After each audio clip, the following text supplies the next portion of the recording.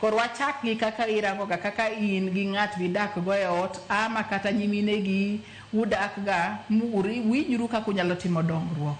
Nikech samirango kaka ubet gi jaodi e ot mupang gik moko mine mi wach dik sano ni miyo ni nyalo timo gik moko mopogore opogore. Miyo madhi ka telo en kana dhano koro irango ni qualities mag leader ang'o midwa rango e jatelo. So kidwa rango gimoro e jatelo ne ginang' ni ng'ama ne timo gigi kaka Phoebe Asiyo kaka jopiny no puodhe mowacho ni onyalo timo tich. E kaka inyalo rango miyo moro amora mantiere gi qualities machal gi ma membe nowacho.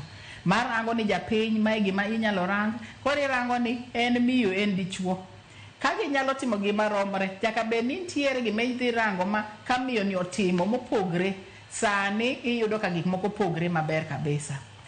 Adwa miyo example achiel kende sani e wach leadership mar miyo.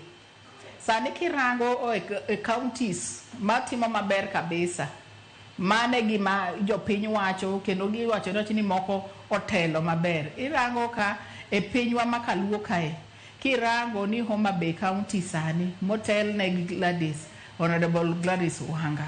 Ineno ka gik moko opogre.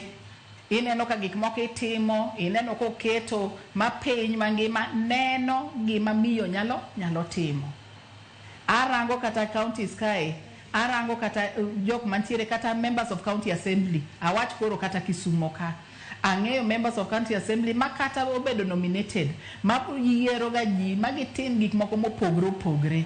Mano nyiso ni telo oken kaka kit chwechni. Telo en gima irango kaka inyalo timo. Telo ken ang'enge.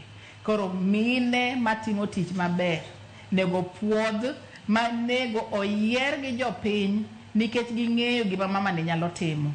To kirango koro ni kochopo kanyo ni ji go agoko tigo mine tiyanyo mine ma mine koro luor.